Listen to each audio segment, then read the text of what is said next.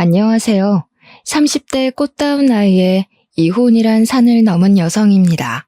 세상에 안 힘든 사람 없다는 거 알지만 그래도 힘들 때면 저는 사연이나 커뮤니티를 꼭 한번 탐방하게 되는 습관이 있어요.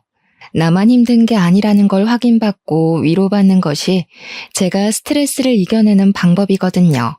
그래서 사연을 돌고 돌며 청취하기만 했는데 제가 사연자가 되어볼 줄은 또 몰랐네요. 아마 이번엔 직접적으로 제 처지를 공유하고 동정받고 싶어서 그런가 봅니다. 시간 되시면 제 이야기 한번 듣고 가세요. 저는 한때 결혼 때문에 가슴 벅찼고 한 번도 느껴보지 못했던 행복을 만끽해봤습니다.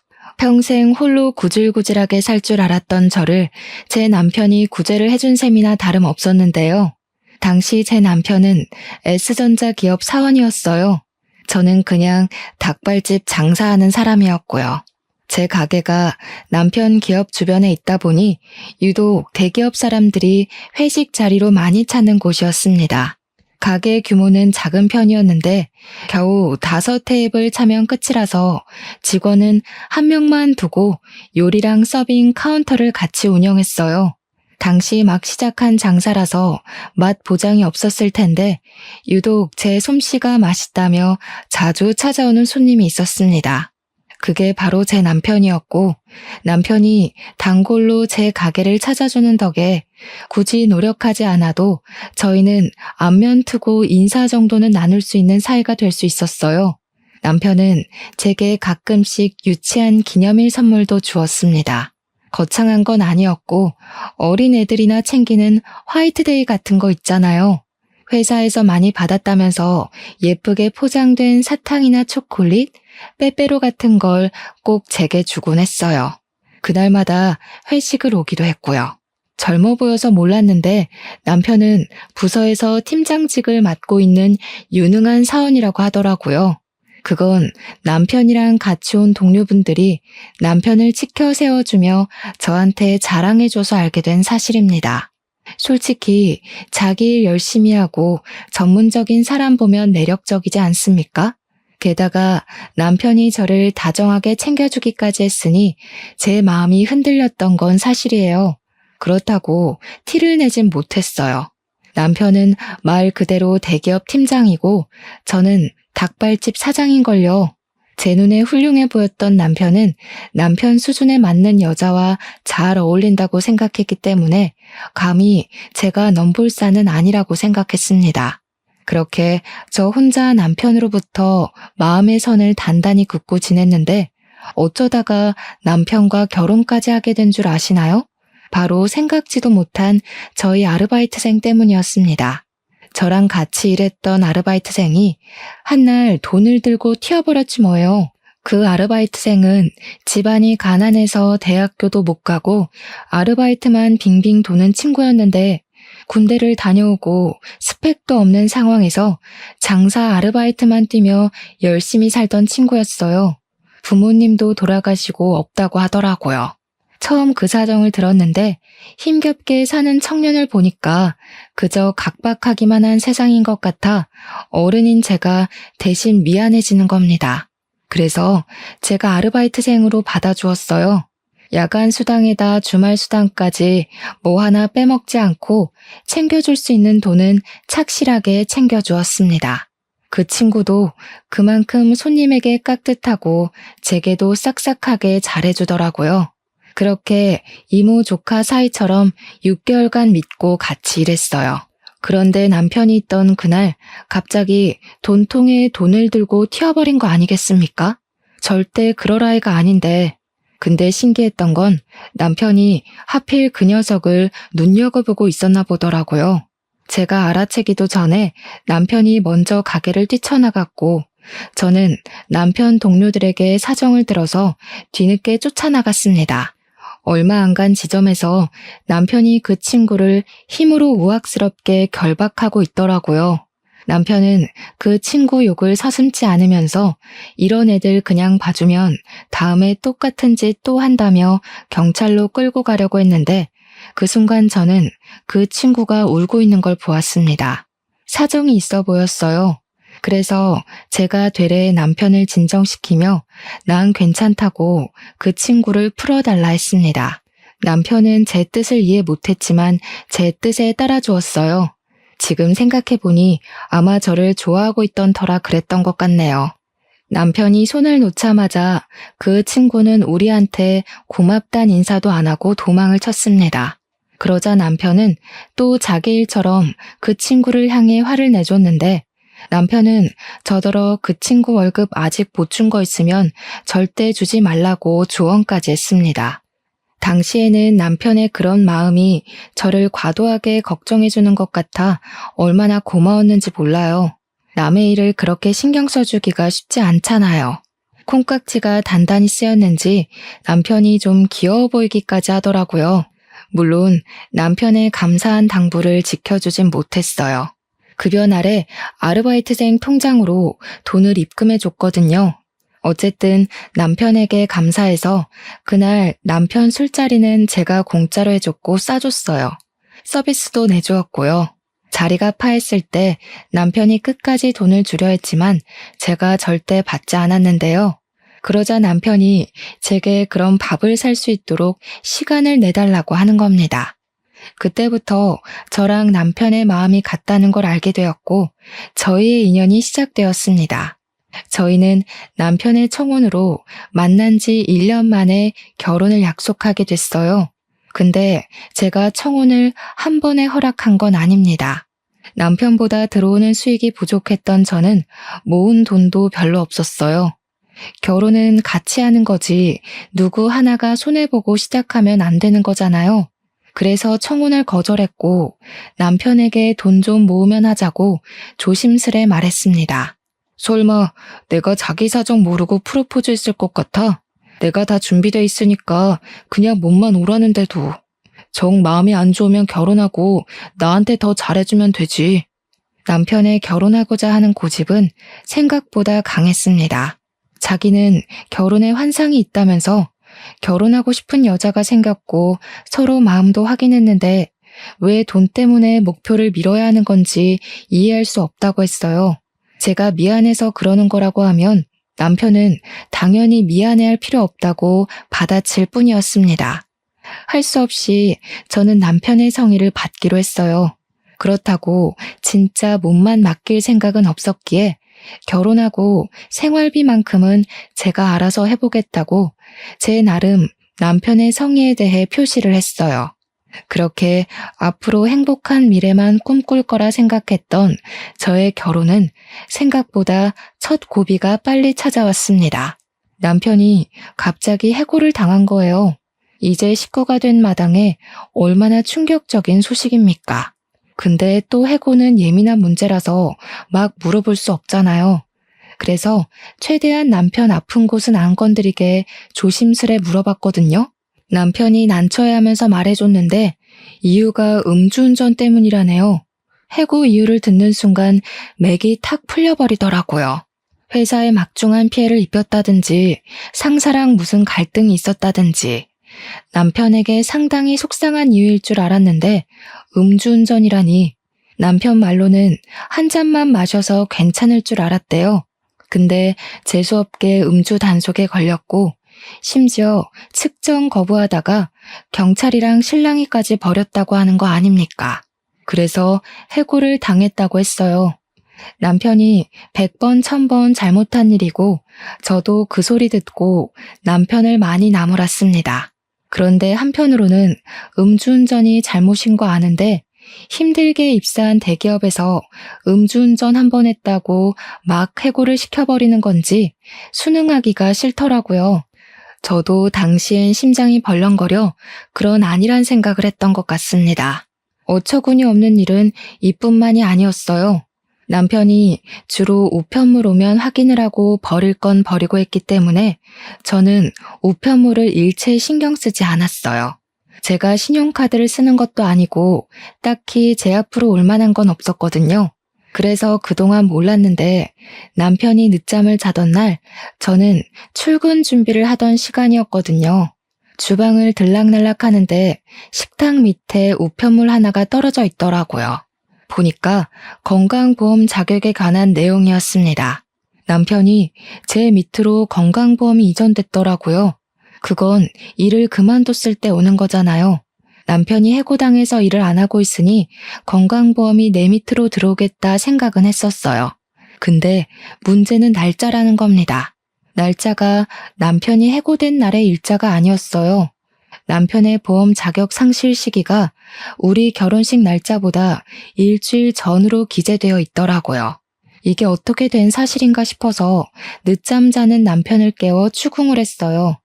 남편은 뭉구적거리며 일어나더니 우편물을 보고는 정신을 번쩍 차렸습니다. 자고 일어나서 그런지 변명을 생각할 정신도 없었나 봐요. 다짜고짜 제 앞에 무릎을 꿇으면서 잘못했다고 사과를 하는 게 아니겠어요? 사실은 남편이 결혼 전에 해고가 된 것이 맞고 자기가 이 사실을 밝히면 제가 결혼을 물을까봐 숨겼다고 하더라고요. 그동안 제가 차려주는 아침을 먹고 일을 나간 것도 출근하는 척이었대요. 어쩐지 다시 생각해보면 남편이 재택근무도 자주 하고 매일 늦잠을 자긴 했었어요. 제가 대기업 사정까진 잘 몰라서 그땐 남편이 그냥 정말로 자유롭게 재택근무를 많이 할 수 있는 좋은 회사를 다니고 있구나, 그렇게만 생각했습니다. 누가 해고당해서 출근하는 척 연기를 하고 있는 줄 알았겠습니까? 그런 거짓말을 할 거란 상상도 못했는걸요. 순간적으로 열이 확 오른 저는 남편에게 끝내 솔직하게 말했어야지 라고 하면서 처음으로 성질을 냈습니다. 남편이 더 기가 죽어서는 고개를 아예 못 들더라고요. 제가 마음이 참 약한 사람이거든요. 화가 나는 건 화가 나는 거고 남편이 주눅 들어있는 모습을 보니까 저한테 말 못하고 혼자 끙끙 앓으며 마음고생한 게 안타까운 거 있죠. 그리고 이미 저는 결혼을 해버렸고 결혼이 장난도 아닌데 결혼한 지 얼마나 됐다고 바로 이혼을 하겠습니까? 그래도 남편이 나쁜 마음으로 제게 숨긴 것은 아닌데다가 저 몰래 새 일자리를 찾고 있었다길래 일단은 한번 봐줬어요. 그렇게 고비를 잘 넘겼다고 생각했습니다. 그리고 다음 날부터 제가 좀 바빠졌어요. 남편이 일을 구하기 전까지는 일단 제 수익으로 저희 살림을 완전히 해결해야 되잖아요. 원래부터 생활비는 제 몫이었으니 감당할 수 있었는데 그 외에 부수적인 돈까지 전부 제 돈으로 해결을 해야 되니까 좀 많이 버거울 것 같더라고요. 그래서 저는 원래 오후부터 장사를 했던 걸 늘려서 오전부터 시작을 했고 배달은 가까운 곳만 했는데 이젠 업체를 신청해 넓게도 운영하였습니다. 그 덕에 제 가게는 생각보다 빨리 성장했어요. 5테이블 규모로는 적어서 가게 이전까지 필요했을 정도였죠. 저랑 남편은 활기를 갖고 같이 부동산 알아봤습니다. 남편이 대기업 다녔던지라 똑똑해서 중개사 말장난에 놀아나질 않더라고요. 참 듬직했어요. 똑똑한 남편 덕에 제 가게는 입지도 괜찮고 매 물가 흥정도 잘 돼서 좋은 새 출발을 할 수 있었습니다. 다만 이젠 직원이 무조건 있어야 하는 규모였기 때문에 아르바이트생 면접도 봤어요. 남편이 자기 일 구하기 전까지 제 가게 일을 도와준다고 했거든요. 그래서 아르바이트생 뽑는 것부터 가게에 드릴 물품까지 남편이 꼼꼼하게 확인하고 주도해 주었습니다. 그렇게 시작한 장사는 규모를 참 잘 키웠다고 생각할 만큼 잘 되었어요. 일손 부족했는데 남편의 존재가 특히 제게 도움이 많이 되었습니다. 데뷔를 빨리 했기 때문인지 저희는 남편이 백수인 것에 비해 궁핍은 쉽게 피해갈 수 있었어요. 그건 제가 월급쟁이가 아니었던 덕이 컸을 겁니다. 저는 혹시라도 우리 부부 살아가는 데에 경제적 고충이 따를까봐 일을 쉬지 않고 출근했어요. 하루쯤은 쉬어도 된다는 남편의 걱정에도 불구하고 늘 제가 직접 직원들과 음식들, 손님들까지 정성스레 신경을 썼습니다. 역시 사람은 무리를 하게 되면 병이 나기 마련이더라고요. 한날 아침 일어났는데 몸에 열이 펄펄 난 거 있죠. 아마 일도 바쁜데 이번에 잘해주던 주방 이모가 그만두는 바람에 제가 요리까지 뛰어서 더 병이 난 것 같았어요. 남편이 놀라서 얼른 저를 병원에 데려다 주었고 빨리 주방 일하는 사람부터 뽑으라고 걱정 섞인 잔소리를 했습니다. 오늘은 제발 내 말 좀 들어라. 나는 네 남편이잖아. 너만 내조해? 나도 외조 좀 하자. 내가 가게 봐주는데 뭐가 그렇게 걱정이야. 당신이 그랬잖아. 나 부사장 자격이나 마찬가지라고.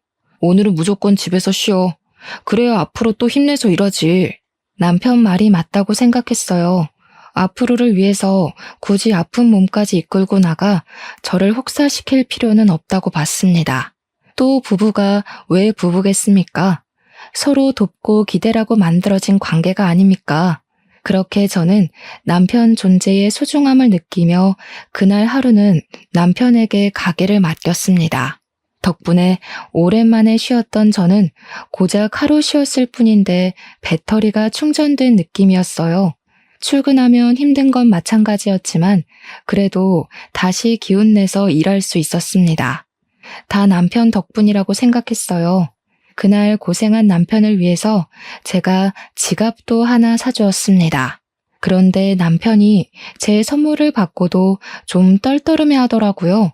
저희는 부부니까 표정만 봐도 기분을 눈치챌 수 있잖아요. 남편한테 무슨 안 좋은 일 있냐고 물었거든요. 그러자 남편이 마치 제가 물어봐 주길 기다렸다는 듯이 냉큼 얘기를 하는데 갑작스럽게 뱉는 그 말이 기가 찼습니다. 자기가 여태까지 대기업 일하면서 오전부터 야근에다 주말에도 필요하면 출근을 했어야 했대요. 대학 졸업하고 바로 취직이 된 거라서 졸업 후로 한 번도 쉬어본 적이 없다는 겁니다. 그러면서 마지막에 하는 말이 진짜 하고 싶은 말이었던 것 같은데 갑자기 여행을 다녀오겠다고 하는 거 아니겠어요? 여행? 가게는 어쩌고 뜬금없이 여행을 가? 자기 쉬고 싶은 거 알겠는데 지금 우리 가게 사정 알잖아. 주방 이모도 아직 못 구해서 일손 정말 부족해. 솔직히 내가 많이 봐줬잖아. 그리고 가게가 당신 거지 내 거야? 나 진짜 이대로 안 쉬고 평생 일만 하면 우울증 올 것 같아. 딱 한 달만 쉬고 싶어. 나도 가게 시작하면서 한 번도 쉰 적 없어. 누군 안 놀고 싶어서 가게에 붙어 있어? 여행은 무슨 여행이야. 철없는 소리 좀 하지 마. 아, 진짜 너는 꼭 이런 식이더라. 돈돈거리지 좀 마. 사람이 돈 때문에 사냐? 살 만큼만 벌면 되는 거지. 뭐 얼마나 떼부자 되려고. 솔직히 네가 이렇게 돈에 혈안돼 있는 거 볼 때마다 내가 더 숨 막히거든? 제발 사람 좀 살자, 어? 불과 얼마 전까지만 해도 남편은 에너지 방전된 제 건강 상태를 걱정하며 남편 노릇을 톡톡히 해준 사람입니다. 그런데 그 사이 별일도 없었는데 갑자기 여행 타령은 뭐며 느닷없이 저한테 투정 아닌 투정을 부리는 걸까요? 그날 저는 남편의 의사를 못 들은 채로 치부하며 거절했어요. 여행도 상황 봐가면서 해야 되잖아요. 돈 버는 사람 따로 있고 돈 쓰는 사람 따로 있나요? 안 그래도 주방 이모가 일당백이라서 매출에 지장이 갈까봐 새로운 주방 이모를 뽑기까지 스트레스를 많이 받고 있는 상태였단 말이에요. 자영업 하시는 분들은 아시겠지만 요즘 사장도 하루 종일 서서 요리하고 서빙하고 그러니까 퇴근하면 정말 뻗어버리는 수준이거든요. 매출이 잘 나와도 몸이 힘드니까 사람이 금방금방 피폐해지고요. 제가 또 언제 몸병이 날지 모를 상황인데 이 와중에 남편은 한 달을 자리 비우겠다고 하니 오히려 더 배로 스트레스 오는 거 있죠. 남편이 꼴보기 싫기까지 하더라고요. 그래서 네 돈으로 가겠다면 안 말린다고 해버렸어요. 남편 돈 없는 거 누구보다 제가 제일 잘 알거든요. 당연히 기본상에서 토라져 있다가 다시 가게 나오겠지 생각했는데 제 판단은 완전히 오산이었습니다. 남편은 신이 나서 종일 휴대폰만 붙들고 다녔고 진짜 동남아 여행을 한 달 동안 갈 계획까지 다 세워서 비행기 표도 예매하더라고요. 아주 속전속결이었죠. 그 모습을 보는데 얼마나 맥 빠지고 할 말이 없던지 그냥 체념해버렸어요. 저도 남편 없으면 밥은 안 차려줘도 돼서 나름 신경 하나를 덜 수 있는 셈이긴 했거든요. 한 달 동안 옆에서 스트레스 주는 사람 줄었다고 나름 좋게 생각하려 했습니다. 어차피 제 돈도 아니니까요. 그렇게 한 달이 지났고 한 달 동안 정말 먼저 연락도 안 한 남편이 귀국을 했어요. 여행을 다녀온 남편은 제게 반갑다는 기색도 딱히 없었고 그저 가게 요즘 어떠냐고 묻는 게 다였습니다. 어떻게 제가 잘 지내냐고 먼저 연락해주지 않는 이상 한 번도 연락을 안 했던 건지 미치게 따지고 싶었지만 그마저도 기운 빠지는 일이라 하기 싫더라고요. 남편은 언제 놀다 왔냐는 듯 다시 제 일을 도와주기 시작했는데요. 제가 남편에게 약간의 정이 떨어진 것처럼 남편도 어째 여행을 다녀온 후로 딴 사람이 된 것 같은 느낌이 들었습니다. 원래 남편은 제 역할 못지않게 가게를 책임지는 책임자로서 역할을 톡톡히 하던 사람이었어요. 그래서 직원들도 제가 없으면 남편을 사장님 대우해줬고 남편도 진짜 사장처럼 직원들을 잘 챙겼습니다. 그런데 여행을 다녀오고 마음이 해이해 있어서 그런 건지 모르겠지만 일이 바쁜데 굳이 직원을 불러서 자기 일을 대신 시켰고 직원들한테 재미없는 아재 농담이나 치고 어떻게든 일을 남한테 미루거나 딴짓을 골라서 했어요. 또 친구랑 약속 있다고 일을 제대로 안 나오는 것도 다반사였습니다. 친구랑 논다고 가게 안 나올 때면 퇴근할 때까지 연락이 없어요. 그렇게 제가 혼자 뒷정리 끝내고 퇴근해서 집에 가면 남편이 이미 자고 있는 상황이 점점 생활화되어 가고 있었습니다. 나중에는 오히려 남편이 가끔씩 가게를 나오는 게 더 걸리적거릴 정도로 도움이 안 됐어요. 남편이랑 대화 좀 해보려고 해도 마감 전에 쥐도 새도 모르게 쌩 집으로 가버려서 먼저 자고 있으니 제가 어떻게 대화를 시도할 수가 없었어요. 남편이 퇴근해버린 것도 다른 직원이 말해줘서 아는 수준이었는데 대화할 시간이 어디에 있었겠습니까? 남편이랑 점점 남남이 되어가는 사이 놀랍게도 장사는 갈수록 매출 대박을 쳤어요. 그러길 6개월 지났습니다. 중간에 괜찮은 주방 이모도 무사히 고용을 했고 덕분에 조금은 숨 고르며 일을 할 수 있었어요. 자리가 꽤 잡혀가는 것 같았죠. 하지만 남편이 제게 매출을 물어볼 때는 거짓말을 했습니다. 매번 장사 다 거기서 거기라서 겨우 수익 조금 낸다고만 했어요. 남편이 돈 없는 사람인 걸 제가 잘 안다고 그랬잖아요. 왠지 가게에 돈 좀 생기면 달라고 할 것 같더라고요. 아니나 다를까 제가 아무리 거짓말을 해봤자 가게 현장까지 어떻게 속이겠습니까? 남편이 가게 왔다가 손님 바글바글한 걸 며칠 지켜보는 것 같더니 매출 상황을 눈치챘나 보더라고요. 똑똑한 머리를 그런데 굴리니까 얼마나 볼품없고 째째해 보이는지 몰라요. 남편은 이제 저한테 대놓고 돈 좀 달라고까지 했습니다. 무슨 돈? 나한테 돈 맡겨놨어? 그동안 잘만 놀러 다녔잖아. 나 몰래 꽁쳐놓은 돈 있는 거 아니었나? 아, 좀 빌려줘. 내가 돈이 어딨어. 그거는 친구들이 다 사준다고 하니까 나갔던 거지. 당신 아니면 나 돈 나올 구멍 없는 거 알잖아.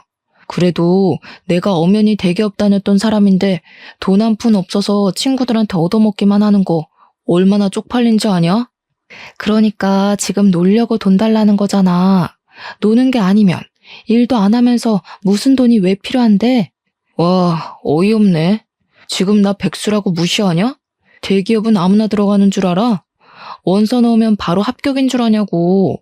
그리고 요즘 파릇파릇한 애들이 치고 자꾸 올라와서 그 확률 뚫으려면 엄청 스트레스 받거든? 꼭 머리 안 쓰고 무식하게 돈 버는 애들이 천재들 욕한다니까. 무슨 대화를 못하겠다, 대화를. 남편은 저더러 백수 문제는 남자 자존심 문제로도 연결된다면서 사과를 요구했습니다. 지금 저한테 무식하게 돈 번다고 한 사람이 누군데 자존심을 논하는지 모르겠더군요. 기가 막혀서 개무시하고 돌아섰는데 남편이 돈이 급했는지 다시 제 앞을 막아섰어요. 나 언제 또 대기업 들어갈지 몰라. 이런 식으로 나오면 나중에 얼마나 후회하려고 그러냐? 설마 나한테 돈 주기 싫어서 그래? 싫어. 너 취업 핑계로 논 지가 벌써 반개월이 다 돼가. 나 믿고 계속 놀고 먹을 심상 같은데 나 당신 마누라지 네 엄마 아니야. 일 안 할 거면 혼자 손가락 빨아야지. 그리고 똑똑한 사람이 왜 자꾸 무식하게 번 돈을 탐내냐? 나가서 똑똑하게 벌어서 똑똑한 돈 쓰던가. 머리가 안 되면 몸뚱이라도 멀쩡해야 되는데 어째 더 쓸모없어서 안타깝네. 남편은 제 말에 자존심 상해서 토라졌고 저더러 돈 번다고 유세 떨지 말라 소리쳤습니다. 그러면서 우리 결혼할 때 돈 없는 나를 위해서 집이랑 차까지 다 자기가 해오지 않았냐고 하더라고요. 물론 남편이 제 생각해서 집도 차도 해줬죠. 그래서 그게 완전히 제 건가요? 집도 남편 명의로 되어 있고 차도 내가 운전을 못해서 자기 혼자 타고 다니는 주제에 마치 저를 위해서 전부를 바친 것처럼 말을 하는 게 웃겼습니다. 당시 집이랑 차로 청혼을 받았을 땐 그렇게 낭만적이라고 생각했는데 현실을 제대로 알고 보니까 제가 확실히 콩깍지에 눈이 가리긴 했더라고요. 어쨌든 더 이상 집과 차에 감흥이 없어서 남편한테 있는 그대로의 감정을 말했더니 이젠 남편이 저더러 양아치라고 욕을 하기 시작했어요. 솔직히 집이랑 차는 내 돈이 아니면 부모님 돈으로라도 대줘야 하는 거야. 근데 그거 내가 다 봐줬잖아. 이제 와서 명의 얘기를 한다고? 그 말은 지금 집이랑 차가 갖고 싶다는 거야, 뭐야? 누가 그렇대? 네가 집이랑 차 다 네 거라고 하는 것처럼 나도 생활비랑 용돈 다 내 거라고 말하는 건데 우리 집 돌아가는 수익 전부 다 내 거잖아. 근데 내가 왜 당신한테 돈을 줘야 되냐는 거지. 집 있고 차 있는 양반이 내 돈까지 탐내려고? 부부끼리 네 거 내 거 따지는 인간들 보면 진짜 밥맛 떨어졌는데 그 밥맛이 내 옆에도 있었네. 우리 부모님이 너 착한 줄 알고 얼마나 좋아했는데 진짜 실망이다. 저희는 일 때문에 서울에 살았는데 시부모는 원래 시골 사람이라서 내내 시골에만 계셨어요. 남편이 대기업 들어가는 덕에 시부모가 아들 잘 키웠다고 그렇게 좋아했고 며느리인 저를 보고도 항상 좋은 처자가 아들 옆에 붙었다며 잘해주셨던 분들입니다. 저희가 시댁에 방문하면 늘 제 입맛에 맞춰서 음식을 준비해주기도 했어요.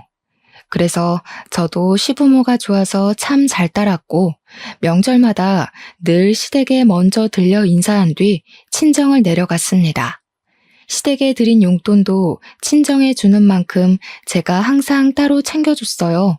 그때마다 시부모는 꼭 10만 원씩 다시 돌려주곤 했습니다. 며느리가 좋아서 주는 용돈이라면서요. 그런 좋은 부모 밑에서 이런 철딱선이 없는 아들이 있다는 게 너무 안타까울 따름이었습니다. 남편은 그날로 제게 돈을 못 받아가 근 2주를 삐쳐 있었어요. 진짜 대단하지 않습니까? 근데 더 대단한 건 토라진 걸 표시라도 하고 싶었는지 자기 집이니까 집주인 마음대로 할 거라고 제 베개랑 여분 이불을 방문 밖에 내놨더라고요. 퇴근하고 왔는데 굉장히 황당했습니다. 저희 집은 3룸이라서 하나는 방, 하나는 드레스룸으로 쓰고 있었어요. 마땅히 잘만한 방이 없어서 저는 할 수 없이 거실 소파에서 잤습니다. 남편이 삐쳐있는 기간 동안 말이죠. 남편은 사춘기 소년이 반항하는 것처럼 가게에도 안 나타났고 출퇴근할 땐 자는 건지 방 밖으로 나오질 않았어요. 부부가 한 지붕 아래 사는데도 서로 얼굴 잘 못 보고 살았습니다. 제가 돈을 안 줬으니 돈이 없어서 더 이상 남편이 외출은 못하고 있는 줄 알았는데 그건 또 아니더라고요. 어쩔 땐 새벽에 퇴근하는 저보다 늦게 들어올 때가 있었어요. 그러든가 말든가 저를 투명인간 취급하는 사람에게 저도 똑같이 무시해주며 지냈을 뿐입니다. 그러던 어느 날이었어요. 출근하려고 신발장을 나갔는데 처음 보는 남자 구두가 한 켤레 있더라고요. 남편한테 분명 돈이 없을 텐데 왜 새 것인 남자 구두가 있는 건지 몰랐습니다. 신발장을 열어보니까 처음 보는 신발이 구두 말고도 몇 개 더 있더라고요. 솔직히 돈도 없는 양반이 어디서 돈이 나서 저런 걸 샀나 궁금하잖아요. 그래서 우리 사이에 침묵을 깨기 위해서 제가 먼저 안방 찾아가 노크를 했습니다. 근데 남편이 아직 자고 있는 건지 반응이 없더라고요. 방문도 잠겨 있었어요. 저는 출근 시간 때문에 할 수 없이 추궁은 뒤로 미뤘고 가게로 갔습니다. 저희 가게는 저녁부터 피크라서 오전이랑 낮에는 거의 배달만 있었는데요. 그날도 매장이 조용하고 평범했던 날이었어요. 제가 한참 남편 새 신발 생각 때문에 정신 팔려 있을 무렵 손님이 들어왔는데 반사적으로 인사를 하려는 그때 저는 들어온 손님을 한참 쳐다보는 실례를 저질렀습니다. 안녕하셨어요, 사장님. 저 기억하실지 모르겠는데 희성이에요. 사장님 닭발집에서 돈 훔쳐갔던. 어디서 봤나 했더니 친구가 자신을 설명해주는 덕에 바로 떠올릴 수 있었어요. 당시에 그 친구가 27살이었는데 다시 나타난 그날은 제법 30을 앞둔 티가 나는 행색이더라고요. 일단 저는 너무 놀라고 반가워서 얼른 그 친구한테 쫓아가 인사를 했습니다. 멋있어졌다고 어떻게 지냈냐고 정신없이 안부를 물었죠. 그래도 한때 믿고 일했던 귀여운 친구였거든요. 근데 반가워서 들뜬 저와 달리 그 친구 표정은 기운이 없더라고요. 저한테 미안해하는 것 같았습니다. 아니나 다를까 그 친구가 나를 찾아온 것이 바로 그 이유였어요. 저한테 과거의 자기 실수를 사과하면서 그때 훔쳐간 돈을 갚으러 왔다고 봉투를 주더라고요. 저 중소기업 무역 쪽에 취직했어요. 다 사장님 덕분이에요. 꼭 취업해서 갚으려고 사장님 생각만 하면서 공부했더니 학벌 없어도 제 깡이랑 자격증 보고 합격시켜 주더라고요. 너무 잘된 일이라고 생각했습니다. 진심으로 축하를 해주었고 마치 제 조카가 취업을 한 것처럼 기특했지만 그건 그거일 뿐이었어요. 차마 그 친구가 주는 돈은 받을 수가 없겠더라고요. 바로 거절을 했더니 그 친구도 의지를 굽히지 않고 계속 돈을 내밀었습니다. 너 사정 어려운 거 알고 그냥 보낸 거야. 네가 나쁜 애 아니라는 것도 알고 있었고 또 날 안 잊고 이렇게 사과하러 와줬잖아. 그걸로 이미 다 갚은 거지. 그래도 그 친구가 제게 죄책감을 갖고 있는 것 같아서 그 봉투를 받았어요. 그리고 다시 그 친구에게 돌려주면서 취업 축하 용돈이라고 했습니다. 그러니까 그 친구가 참고 있던 눈물을 보이더라고요. 부모 형제 없이 얼마나 이악 물고 컸을까 싶어 제 마음이 다 아팠어요. 일단 저는 이 기특한 친구에게 밥 한 끼 대접하려고 그 친구를 한쪽에 앉히고 직원들에게 식사 준비를 부탁했습니다. 그리곤 그간의 안부를 나누게 되었는데요. 한참 얘기하다 보니 그날 소매치기 사건까지 얘기하게 돼버렸어요. 자연스레 남편도 언급이 되었죠. 제가 그 친구에게 그때 널 붙잡았던 남자랑 결혼하게 되었다고 했더니 놀랄 줄 알았는데 의외로 무반응이더라고요. 근데 놀랍게도 그 이유가 다 있었어요. 그 친구는 무반응이었던 게 아니라 난감해서 입을 다물고 있었던 것이었습니다. 잠깐 고민하는 것 같더니 저한테 자기 폰을 건네더라고요. 그리곤 뜬금없이 여러 가지 동영상을 보여줬어요. 하지만 그 안의 영상은 전혀 뜬금없는 것이 아니었고 제 인생의 가장 큰 고비로 찾아오게 되었어요. 영상 안에는 남편이 있었습니다. 남편 옆에는 웬 여자가 있었는데 그 여자는 다름 아닌 과거에 저희 가게를 그만둔 주방 이모지 뭡니까? 둘은 사이좋게 팔짱을 끼고 있었고 동영상 끝자락엔 두 사람이 모텔 들어가는 모습이 찍혀 있었습니다. 이미 이것만으로도 저는 남편에게 모든 믿음이 바닥나 버렸어요. 근데 그 친구가 뭘 하나 더 보여주더라고요. 녹음 파일이었는데 들어보니 그 친구는 우리 가게를 처음 온 게 아니었습니다. 하필 제가 아팠던 날 왔던 것 같아요. 녹음 파일 안에서는 우리 가게 직원 목소리가 들렸는데 계산하는 상황 같았습니다. 근데 그 친구가 큰 목소리 말고 주변 소음을 집중해서 들어보라고 하더라고요. 그랬더니 놀랍게도 남편 목소리가 겹쳐 들렸어요. 녹음 날짜를 확인했는데 역시나 제가 아팠던 날이 맞았습니다. 저는 진정이 안 되는 심장을 부여잡고 좀 더 녹음 내용을 자세히 들어보았어요. 거기서 완전 기가 막힌 사실을 알게 되었습니다. 남편이 매니저 직원한테 현금 좀 빼가갔다는 말이 들렸고, 매니저는 잔돈이 모자라서 안 된다고 실랑이를 벌이고 있는 중이었어요. 그 친구는 저한테 인사를 하러 온 거였는데 그때 저는 가게에 없었고 과거에 자기를 붙잡았던 그 남자만 있다는 걸 알았다네요. 그래서 다른 직원한테 조심스레 남편과 저의 관계를 물어본 후에야 부부 사이인 걸 알았다고 했습니다. 그 친구 눈에 남편의 태도나 행실이 불량해 보였나 봐요. 그 친구는 그날 계산하면서 몰래 녹음을 해야 할 것만 같았고 끝내 현금을 빼간 남편을 몰래 쫓았다고 했습니다. 그렇게 얻어 걸린 게 남편이랑 주방 이모가 모텔 앞에서 만나는 장면이었다고 했어요. 그러니까 남편은 그날 내 가게에서 모텔비를 챙겨 주방 이모랑 놀았던 겁니다. 그 친구한테 이런 모습 보인 게 창피하지만 덕분에 제가 앞으로 어떻게 행동해야 될지 감이 잡혀서 고마웠어요. 보답은 나중에 진정이 되면 다시 만나서 해주기로 했고 일단 급하게 증거물을 받았습니다. 그렇게 저는 근무 중간에 처음으로 퇴근을 했어요. 제 전화도 안 받는 남편을 속으로 쌍욕하며 바로 집에 갔는데 미치고 팔짝할 노릇이 저를 기다리고 있더라고요. 마치 저더러 수많은 증거를 갖고 위자료 챙기라고 하늘이 도와주는 듯 했습니다. 제가 집 안에 들어가니 신발장에는 처음 보는 여자 신발이 있었어요. 이미 불륜이란 걸 알고 왔지만 직접 보니까 순간 심장이 덜컥 내려앉더라고요. 그래도 그 흥분감이 저를 더 미치게 만들어줬던 것 같아 오히려 도움이 되었습니다. 집 안으로 더 들어가 보니까 안방에서 웃고 떠드는 소리가 새어나오더라고요. 자기 집이라고 자기 마음대로 여자까지 들이는 남편한테 순간 화가 났습니다. 이럴 거면 마누라라는 게 왜 있는데요? 평생 혼자서 여자 갈아치우며 살다가 고독사 해버리지.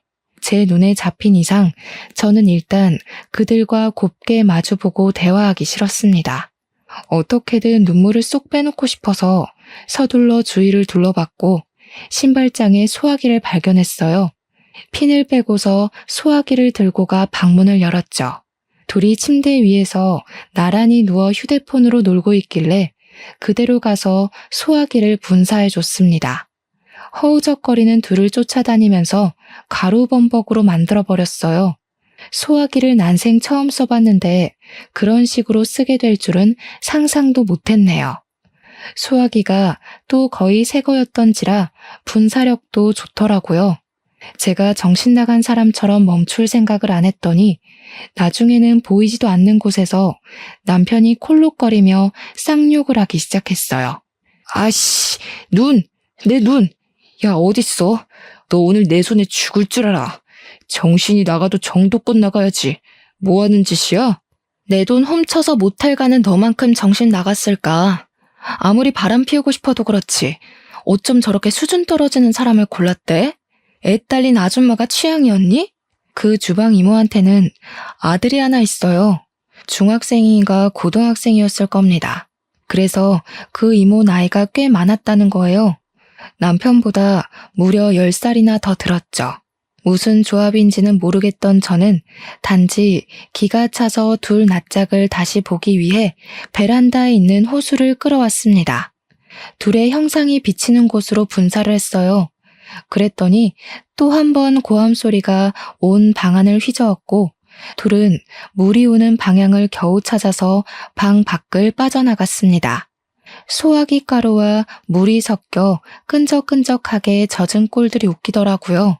그걸 놓치기 아까워 저는 당장 동영상을 찍어줬고 특히 나이에 맞지 않는 옷을 입고 있는 주방 이모 모습을 많이 찍었습니다. 이모, 주제를 알아야지. 저 남자가 진짜 이모 좋아해서 만나주는 거라 생각해요? 저 새끼 거지라서 내 돈 빼가서 이모한테 퍼부은 거일 텐데 제가 대기업 다녔다고 자랑했죠. 그 잘난 대기업 음주 때문에 해고당했어요. 근데 웃긴 건 뭔지 알아요? 음주운전이 한 번이 아니었더라고요. 남편은 이미 음주운전으로 2번의 경고를 더 받은 상태였는데 저를 만나고 또 음주운전 사고가 생긴 거였다고 했어요. 그럼 총 3번이라는 거잖아요. 대기업에선 2번만 음주운전을 해도 해고 위기를 맞는데요. 그런데 부서 팀장이라는 사람이 불량스럽게 음주운전을 3번이나 했으니 해고 당할 만했던 겁니다. 이미 당시 회사 내부에서 인성 쓰레기로 유명했던 일화래요. 오랜만에 제 가게를 방문했던 남편 동료들이 몰랐냐면서 제게 알려줬던 사실이었습니다.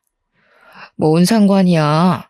적어도 너보다는 나를 더 좋아하니까 나한테 남의 돈 훔쳐서라도 퍼줬겠지.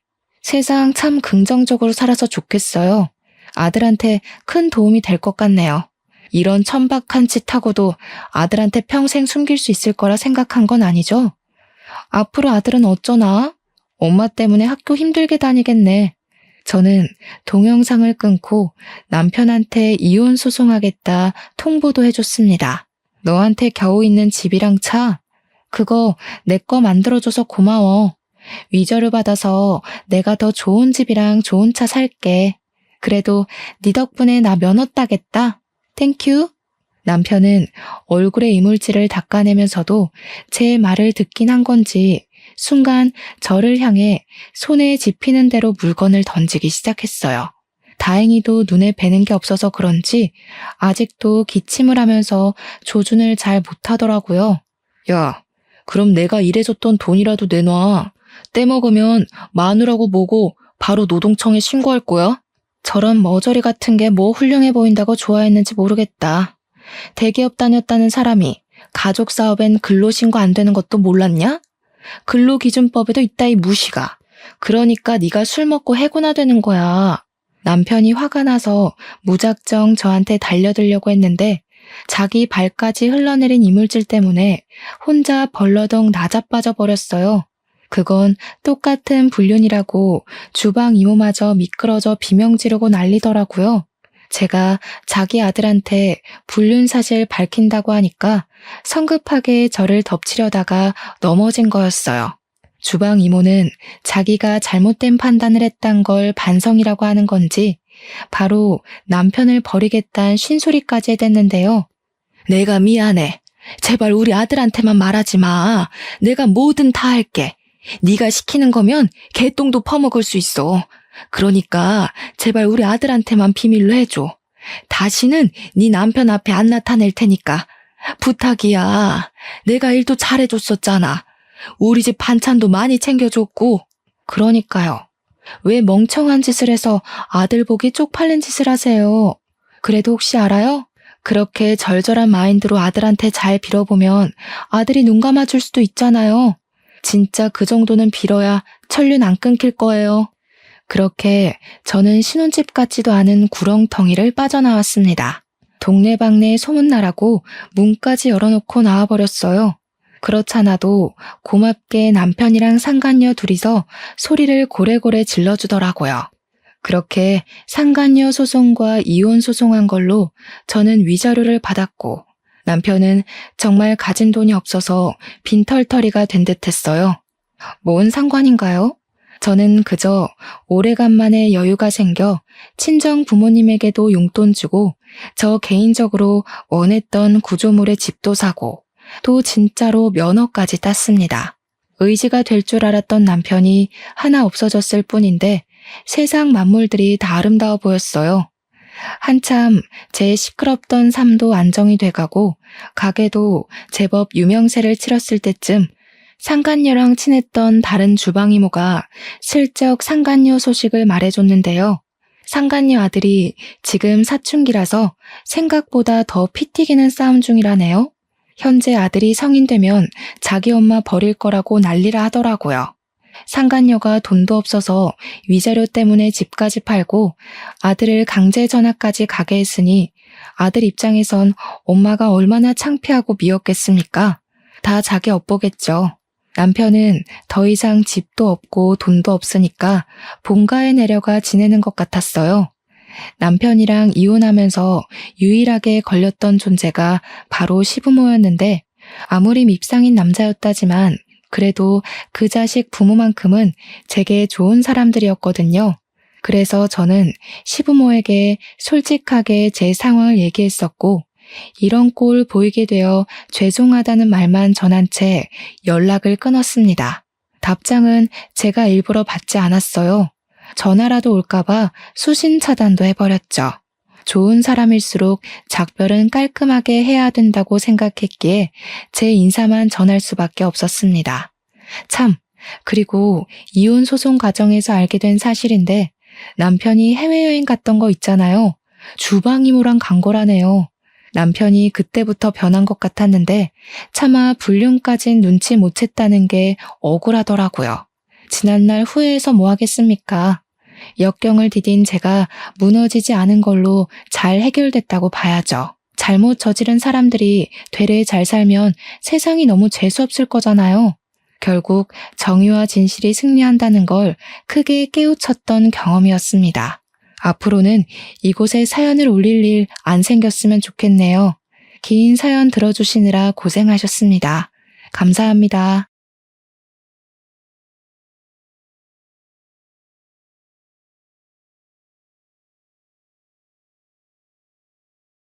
안녕하세요. 이곳을 찾아와 주신 여러분께 인사부터 드리며 이야기의 포문을 열어보도록 하겠습니다. 저는 지금 40대에 접어든 아이를 키우고 있는 주부이고요. 저에게 일어난 기가 막힌 일이 뉴스에도 나오고 아주 논란의 대상이 되어 이렇게 사연을 적어보게 되었습니다.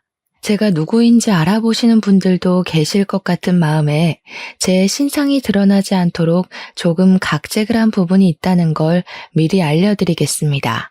저도 지금은 시간이 꽤 지난 일이라 논란거리에서 벗어나서 조용하게 살고 있기 때문에 양해해 주시면 감사하겠습니다.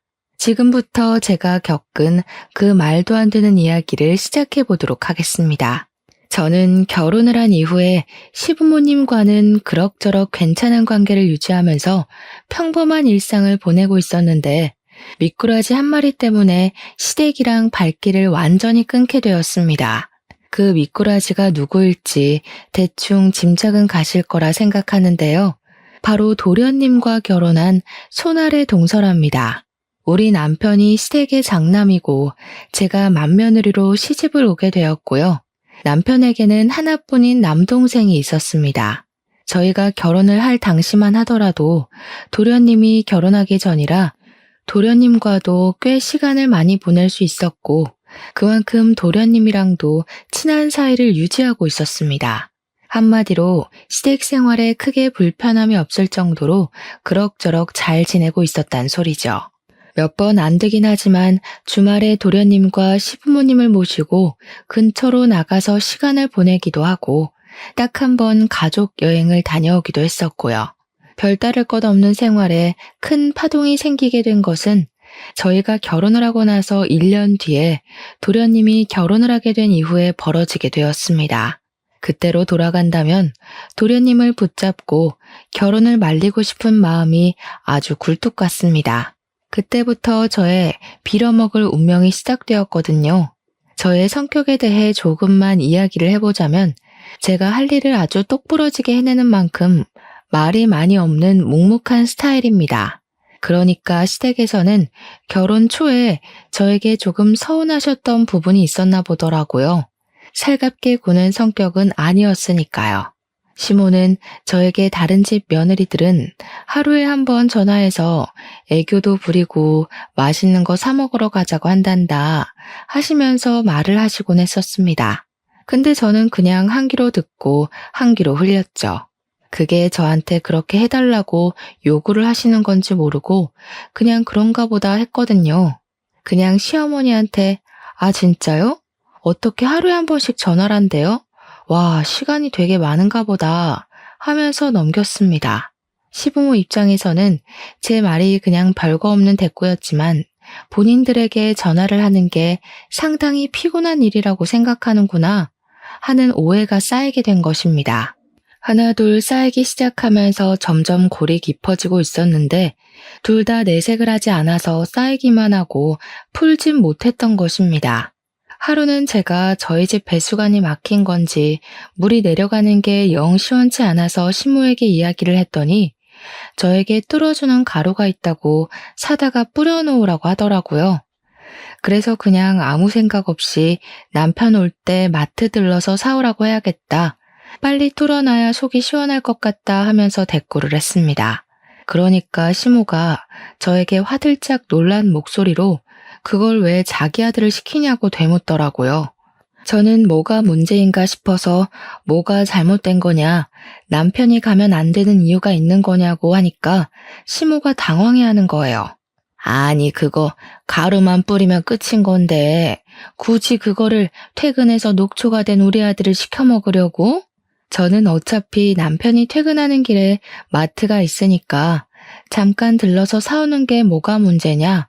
동선으로 따지면 그게 더 효율적이라고 생각했습니다. 거기다가 남편이 퇴근하고 돌아올 때까지 화장실을 쓸 일도 없으니까 그냥 한 번에 하는 게 좋겠다 싶어서 이야기를 한 거였습니다. 시모는 저에게 가루만 뿌리면 끝인 건데 굳이 자기 아들을 부려먹으려고 그런 거냐면서 저한테 지금 마트에 가서 사오라고 하더라고요.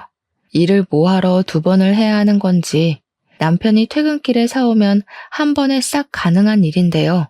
저랑 시모랑 서로 이야기하는 포인트가 다르다 보니까 서로 자기 주장이 맞는다고 우기는 꼴이 되었고요. 이러한 일이 한두 번이 아니라 매번 일어나다 보니 시모는 저에게 잔소리를 하기 시작했고 저는 그 잔소리가 듣기 싫어서 연락을 더 안 하게 되었습니다. 시모는 늘 저에게 사람이 어떻게 유동성만 따지고 실리만 따질 수 있냐고 평일에 출근해서 힘든 남편을 주말까지 부려먹지 말라고 하셨습니다. 제가 뭐 주말에 남편만 부려먹는 것도 아니고 저랑 같이 집안일 좀 하자고 하는 건데 그걸 가지고 간섭을 하니까 저도 싫었죠. 저는 시모에게 신혼집 살림은 우리 부부가 알아서 하겠다고 이야기를 하니까 시모를 우습게 한다면서 그렇게 말하지 말라고 또 혼내셨고요. 제가 시모와 그렇게 다툼이 생길 때마다 남편에게 도움을 요청하지 않았던 것은 아니었습니다. 하지만 남편은 저에게 그냥 한 귀로 듣고 한 귀로 흘리면 되지 않냐, 시모 앞에서만이라도 네네 알겠다고 대답만 하라고 하더라고요. 시모가 원래 하나에 꽂히면 자기 마음에 들 때까지 고치려고 하는 사람이라면서 제가 갈게요 하고 자기를 시키라는 겁니다. 그러면 서로 간섭 안 받고 편해질 수 있다고 이야기를 하는데 저도 이게 계속 반복되니까 남편이 시키는 대로 하게 되더라고요. 그렇게 시모와 사이가 애매해지고 1년이라는 시간 동안 감정만 서로 캐캐 묵은 채로 지내다가 도련님이 결혼하겠다고 여자를 소개해주겠다고 했습니다. 정말 오랜만에 시댁에 방문을 하게 되었는데 시모가 저에게 손님이 오는 거니까 음식 같은 걸 같이 좀 해줬으면 좋겠다고 하시더라고요. 어려울 거 없는 일이라 알겠다고 하고 신이 나서 시댁으로 방문을 하려는데 시모가 저에게 미리 장을 좀 봐오라고 하셨습니다. 제가 그렇게 좋아하는 유동성에 실리를 따지는 일 아니겠냐며 오는 길에 들러서 와라 하면서 장볼 목록을 보내주셨습니다. 시모가 뒤끝있게 구는 꼴이 좀 불편했지만 좋은 게 좋은 거다 하는 마음으로 장을 봐서 시댁으로 갔습니다. 동서가 생긴다는 마음에 신나기도 하고 설레기도 하고 얼른 보고 싶다는 생각뿐이었습니다. 마트에 가서 시모가 적어준 목록들의 재료를 사서 갔더니 저한테 재료 사온 걸 보더니 영수증을 달라고 하시더라고요.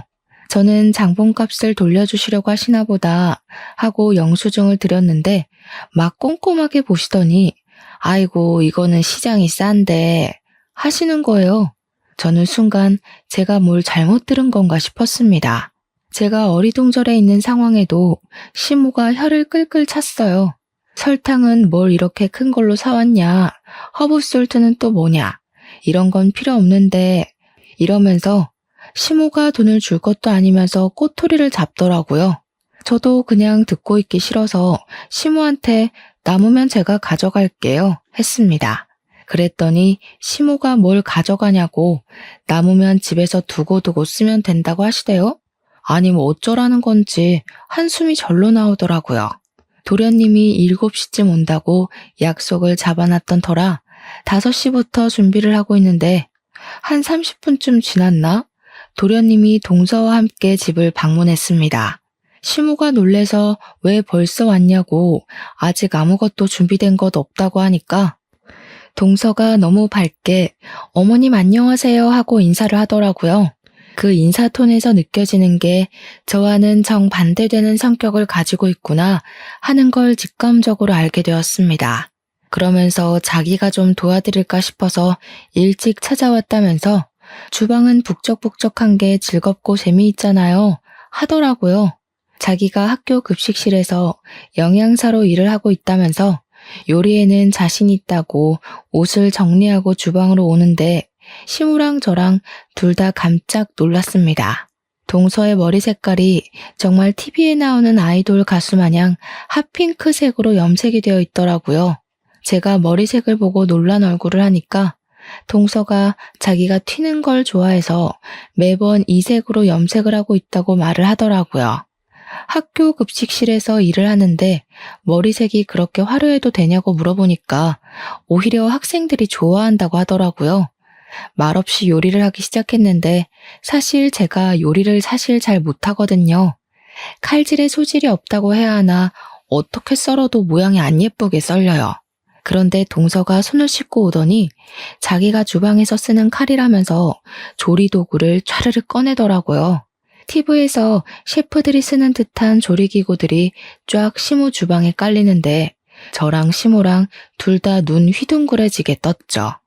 동서가 시모한테 자기가 하고 있을 테니까 쉬고 있으라면서 뚝딱뚝딱 하는데 제가 옆에서 거들겠다고 재료들을 손질하고 있었거든요. 그러니까 동서가 저를 보더니 의아한 얼굴을 하면서 갑자기 누구냐고 묻는 게 아니겠습니까? 여태 인사 잘해놓고 갑자기 누구냐고 물어보니까 저도 당황스러워서 얼어있는데 시모가 저를 소개해줬습니다. 동서한테 형님 될 사람이라고 우리 집 맏며느리라고 하니까 동서가 당황해하면서 말을 하더라고요.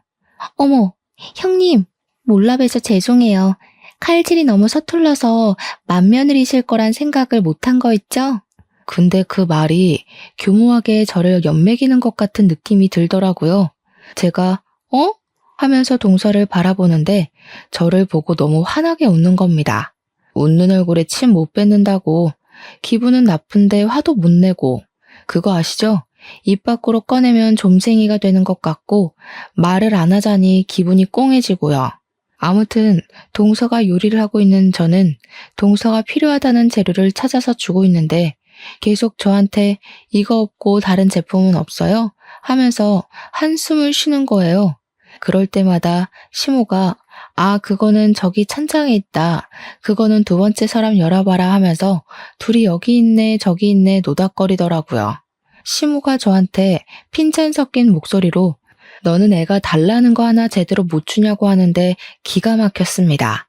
제 집 살림도 아닌데 제가 어디에 뭐가 있는지 어떻게 알겠습니까? 그렇게 예뻐 죽겠으면 시모 본인이 하면 될 일인데 말입니다. 그날 밥 먹는 내내 가시방석에 앉은 기분이 들더라고요. 온 가족이 동서 요리 실력을 칭찬하는데 물론 맛이 있긴 했습니다.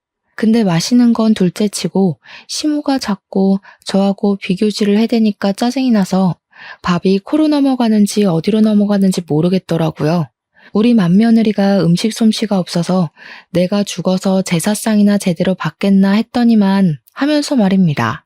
우리 남편이 시모한테 그만 좀 하라고 언성을 높이자 이봐라 장남이라는 게 엄마 편 하나 안 들어주고 하면서 동서한테 은근히 우리 흉을 보더라고요. 동서가 시모한테 갑자기 왜 벌써 제사상 이야기를 꺼내고 그러시냐면서 자기랑 즐겁게 오래오래 살자고 하는데 시모 눈이 하트 모양으로 변하대요. 저는 그게 다 가식처럼 보였는데 말입니다. 제가 동서한테 말이라도 붙여보려고 우리 때 급식은 진짜 맛없어서 먹기 싫었었는데 동서네 학교 애들은 좋겠네, 맛있는 거 많이 먹어서 했거든요. 그러니까 동서가 그러는 거예요. 그 말은 조금 모욕적으로 들릴 수도 있겠네요. 예전하고 지금하고 아무래도 예산도 다르고 대우도 달랐으니까 차이가 날 수밖에 없죠. 예전에는 그게 최선의 결과였을 텐데. 저는 칭찬을 한 건데 모욕적이라고 하니까 시모가 도끼 눈은 뜨고 저를 바라보는 거예요. 너 설마 벌써 형님 행세한답시고 애 기죽이는 거 아니지? 기는 제가 죽은 것 같은데 무슨 말씀을 하시는 거냐고 대꾸를 하고 싶었지만 꾹 참았습니다. 동서가 처음 인사를 드리러 온 자리인데 제가 분위기를 망칠 수는 없는 노릇이니까요. 그 뒤로 정말 가관이었습니다. 급식실 영양사가 한 달에 얼마를 버는지 모르니 제가 뭐라 말을 할 수는 없지만 동서가 돈을 엄청 쓰더라고요. 시모가 입이 귀에 걸려서는 저에게 전화를 해가지고 자랑을 그렇게 하는데 제가 무슨 대꾸를 해야 할지 몰라서 네네 대답만 했습니다. 동서가 언질도 없이 찾아와서는 자기랑 어디 좀 가자고 졸라서 나갔더니 비싼 호텔에 가서 밥을 사주는데 입안에서 살살 녹더라. 밥을 다 먹고 나니까 마사지를 받을 차례라면서 호텔에 딸린 스파에 갔는데 손길이 너무 좋아서 잠이 솔솔 오더라. 비싸서 엄두도 내지 못했던 코스였는데 둘째가 데려가 주니까 너무 행복하고 효도받는 기분이 들더라. 거기다가 자기가 좋아하는 티를 내니 다음에 또 같이 오자고 했다면서 이렇게 받기만 해서 어떡하냐 미안한 마음이 다 들더라 하는 겁니다. 이 말을 저한테 하는 이유는 저에게도 해달라는 뜻 아니겠습니까? 하지만 저희는 외벌이었고 대출금 갚기도 빠듯했습니다. 제가 선뜻 저랑도 한번 가시죠 하는 말을 꺼내지 않으니까 시모가 오기가 생긴 건지 동서한테 자기도 무언가를 해줘야겠다고 하더라고요. 그러면서 복이라는 게 원래 나눈 것만큼 들어오는 거라고 저한테 이야기를 하는데 속이 너무 빤히 보이더라고요. 그런 돈 자랑을 들어야 하는 이유도 모르겠고 저도 사람이니까 짜증이 막 올라오잖아요. 어머니, 저한테 지금 동서만큼 해달라고 이야기를 하시는 거예요? 저희 사정 뻔히 아시면서 이러시면 부담스러워요. 그렇게 대놓고 말을 했더니 시모가 버럭하면서 됐다고 자기가 엎드려서 절 받을 일 있냐면서 그냥 자랑하고 싶어서 전화한 거라고 하시는 거예요. 그 말을 들으니까 제가 그동안 너무 무심했나 싶은 마음도 슬쩍 들고 동서만큼 비싼 건 못 해드려도 저도 눈치가 보이긴 했으니까 준비를 했죠. 고르고 고르다가 제일 만만한 영양제를 준비해야겠다 싶어서 시댁에 갈 때 시모 드리라고 뼈에 좋다는 영양제를 사갔습니다. 나름 해외에서 유명한 제품이라고 해서 비싼 값을 주고 해외 배송까지 받아서 시모한테 드렸죠. 저도 시모가 얄밉고 짜증이 나도 며느린데 예쁨 받고 싶지 않을 리가 있겠습니까? 시모한테 잘 보이고 싶은 마음도 있었죠. 남편도 저에게 큰 거는 못 해드려도 그 정도는 해드릴 수 있겠다 하면서 영양제를 같이 골라주기도 했고요. 제가 영양제를 사서 시댁에 갔는데 연락도 하지 않던 동서가 시댁에 떡하니 와서 앉아있더라고요. 동서는 여기 웬일로 온 거냐고 물어보니까 동서가 저를 보면서 활짝 웃는 거예요. 형님도 오셨구나. 요즘 어머님께서 무릎이 아프시다고 하셨잖아요. 며느리 된 도리로 어떻게 가만히 있을 수 있겠어요? 제가 사고를 고았어요. 한 솥에 끓여두었으니 꼭 드셔야 해요. 그러면서 제가 사온 영양제 봉투를 빤히 보더니 동서가 오버스러운 목소리로 이야기를 하는 겁니다. 어머, 형님, 뭐 사오신 거예요? 영양제? 형님, 이렇게 비싼 영양제는 어머님도 부담스러우실 텐데 뭐니 해도 정성이 최고죠. 사골이나 도가니 수육 드시는 게 훨씬 기분도 좋고 맛도 좋고 그렇죠, 어머님. 그래, 우리 둘째가 내 마음에 쏙 드는 말을 하는구나. 얘 첫째야, 우리 둘째가 글쎄 아침부터 와가지고 7시간이나 사골을 고았지 뭐냐. 국물이 뽀얀 거 봐라. 이게 바로 정성이라는 거다. 정성. 큰 며느리라는 게 둘째보다 못해서야 어디 쓰겠어? 엄마, 이 영양제 진짜 좋고 비싼 거예요. 국내엔 들어와 있지도 않아서 해외 직구로 사온 건데 무슨 말을 그렇게 하세요? 됐다 됐어. 해외 영양제면 뭐하니? 정성 들어가 있지 않은데. 근데 우리 아들은 왜 이렇게 말랐니? 집에서 밥도 못 얻어먹는 거 아니야? 우리 둘째 아들처럼 살이 오르면 얼마나 좋아. 집에서 둘째 며느리가 잘 챙겨주는지 얼굴이 엄청나게 좋아졌다. 저한테 혀를 끌끌 차면서 이야기를 하시는데 속이 정말 많이 상하더라고요. 손 벌벌 떨면서 카드 3개월 할부까지 해서 사간 영양제였는데 사골국보다 못하다는 소리를 들으니 제 기분이 좋겠습니까? 거기다가 우리 남편이 요즘 건강 챙긴다고 운동을 해서 살이 빠진 거거든요. 그것도 제가 마치 제대로 먹이지 않아서 살 빠진 거 마냥 이야기를 하니까 속상했죠. 제가 기분이 점점 좋지 않아지자 남편이 영양제만 전해주고 집에 가자고 이야기를 꺼냈고 저도 집으로 서둘러 돌아왔습니다. 거기서 동서랑 시모의 행동을 더 지켜봤다가는 눈물이 터질 것 같았거든요. 시모는 사골국 먹는다고 신이 나서는 저보고 빨리 집에 가보라고 하더라고요. 그 와중에 동서가 저에게 사골국 좀 싸드시냐고 물어보는데 시모가 국물 한 방울도 못 주겠다는 얼굴로 저를 째려보는 겁니다. 그 상황에서 제가 어떻게 국물 좀 싸달라고 할 수 있겠습니까?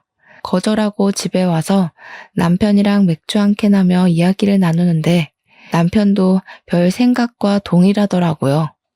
아무리 생각해봐도 동서가 여우과라는 사실은 변하지 않았습니다. 남편이랑 같이 마주 앉아 서방님네 욕도 하고 시모 흠도 봤죠 뭐. 저희 부부가 매달 친정이랑 시댁에 용돈을 20만 원씩 드리고 있었는데요. 남편이 외벌이다 보니까 집 대출금 갚고 공과금 같은 거 내고 서로 용돈에서 적금에 이거저거 다 빠지고 나면 그 정도의 여유가 생겨서 시댁과 친정에 반씩 나눠드리고 있었습니다. 근데 시모가 또 제 속을 뒤집어 놓는 이야기를 자랑처럼 늘어놓으시는 거예요. 동서네가 글쎄 친정은 살림이 넉넉하다면서 시댁에만 매달 50만 원씩 용돈을 드리고 있다는 겁니다.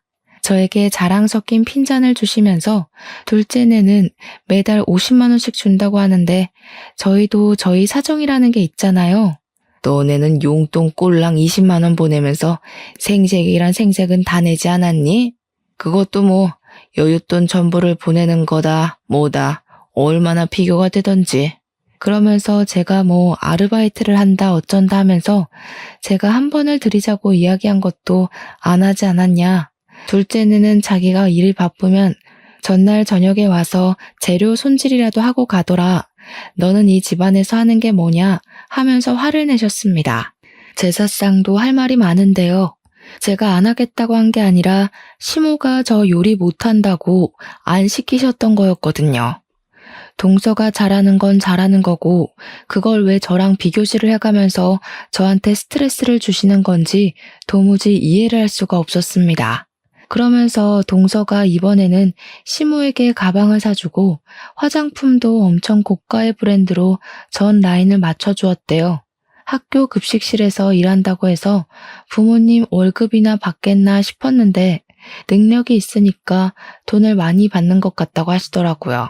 제가 이리저리 알아본 결과 학교 급식실에서 일을 해봐야 300만 원도 못 벌 텐데 가방 하나에 200만 원씩 하는 것들을 턱턱 사준다고 하니까 수상했습니다.